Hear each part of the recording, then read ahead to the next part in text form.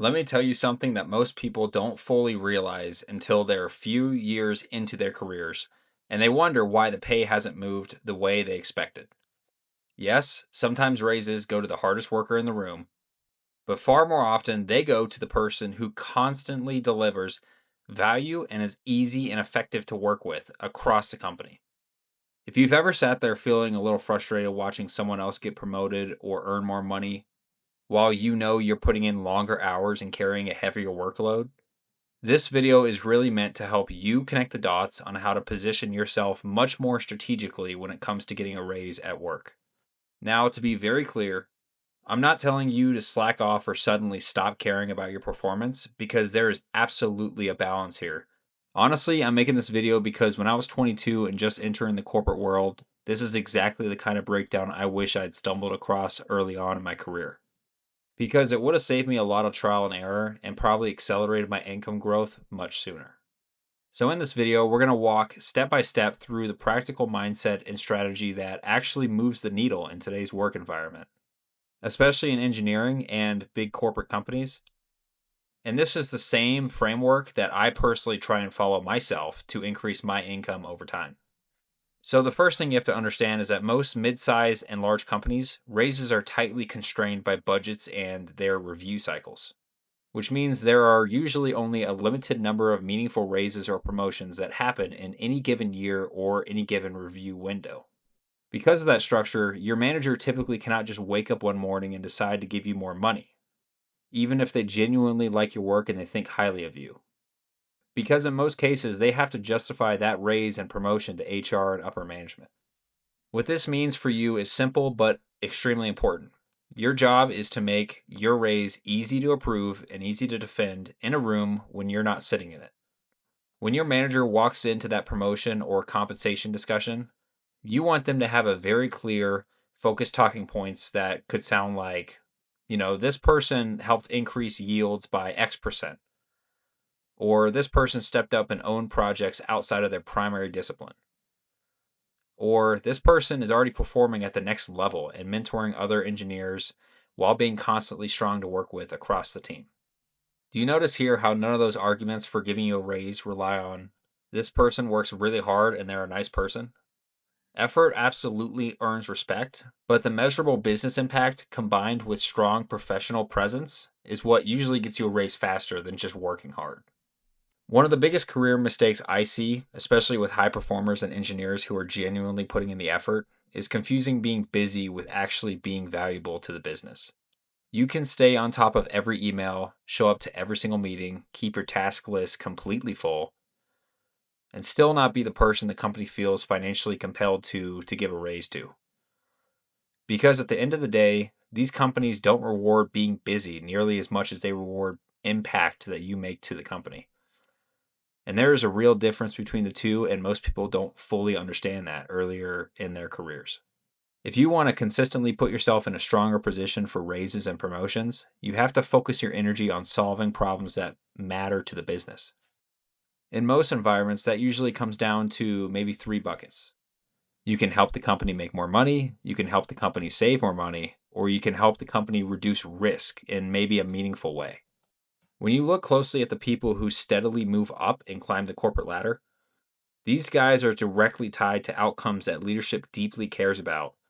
Their work connects, it could be production, reliability, safety, cost, growth. It could be something else that shows up in conversations when they have that at upper management and director levels. And I know this can sound a little corny at first, but one of the most practical exercises you can actually do is go pull up your company's mission statement and core values and really study what the company prioritizes. Once you understand that, you can start asking a much smarter question, which is not just, what work is available to me, but instead, what work moves the needle in the areas that leadership actually tracks for their metrics. Now, if you look at your current role and honestly feel like none of these projects that you're working on really touch any of the high impact areas of your company, this is where having a proactive communication and discussion with your manager becomes extremely valuable. It is completely reasonable and often appreciated to have a professional conversation with your boss where you express interest in taking on responsibilities that are closer to the business critical work. because that signals ownership, initiative, and long term thinking about your growth inside of this company. At the same time, it's important to understand reality too. You are not going to reposition yourself overnight. This is a gradual, long term process that does take time. Because first, you have to understand how the business that you're working at actually operates. And second, you have to build the trust and relationships that give you access to more meaningful opportunities, which I'm going to talk about later in this video. But the key mindset shifts starts right here. You need to put in the work. You just want to be intentional about making sure your effort is tied to the parts of the business that your company's leadership genuinely cares about. Here is one of the most tactical things that you can start doing immediately, and you can even do it this week. And this is something that most people completely overlook early in their careers. You need to intentionally keep track of the contributions you make for the company throughout the year. I'm talking about just a simple running document where every time you finish a project, solve a problem, streamline a process, or step up and take additional responsibility above your role, you take a few minutes to jot that down with as much detail as you can. And whenever possible, you want to attach numbers to these wins. Time saved, cost avoided, production increased. You get the point here. Because numbers do very well in promotion and performance review discussions that give your manager something concrete to stand on when your name comes up for that next bonus or that next promotion. One of the biggest things people forget to do earlier in their careers, and honestly something I had to learn the hard way myself, is consistently tracking the wins while they're happening. I can't tell you how many times earlier in my career that I would complete a really strong project or solve a meaningful problem for the company. I would feel good about it at the moment too.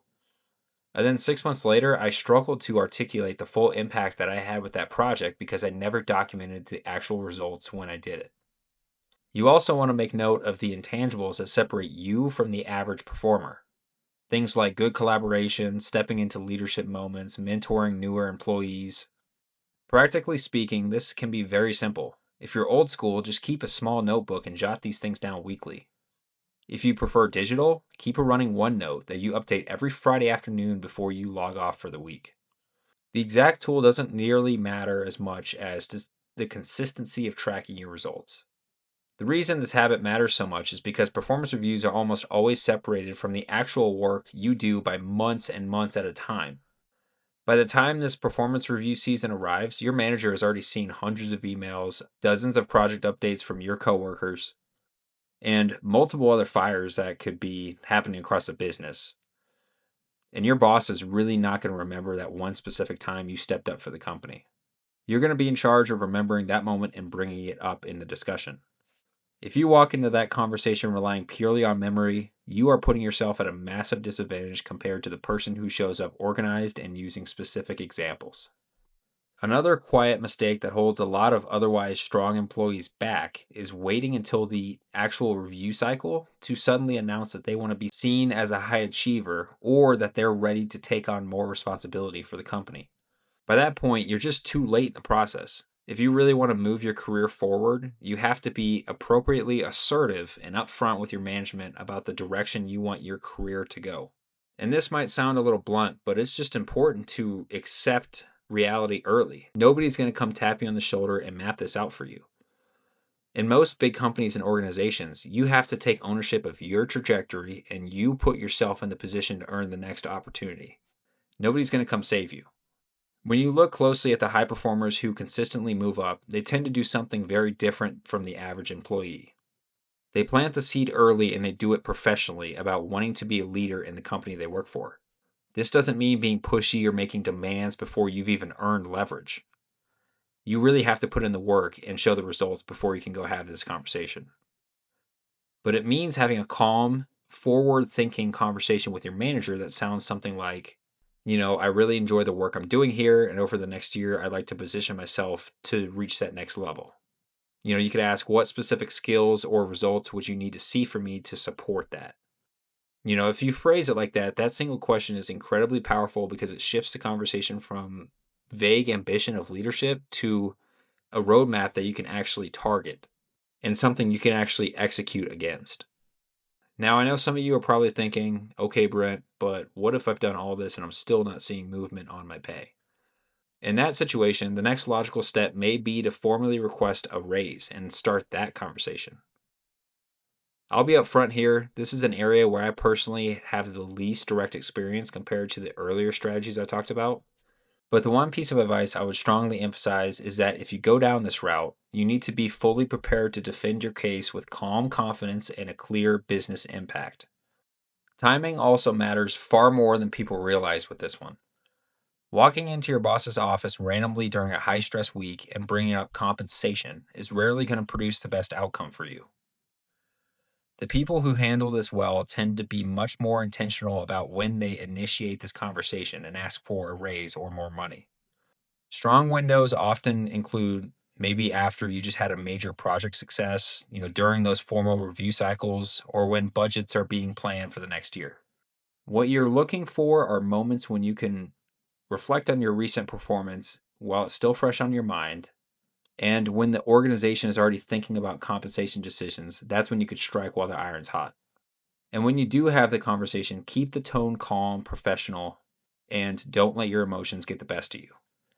The goal is not to walk in and make demands. It's to present a well supported case that shows you are providing a lot of value and you're delivering for the company and are open to a collaborative discussion about what the path forward looks like for you at this spot.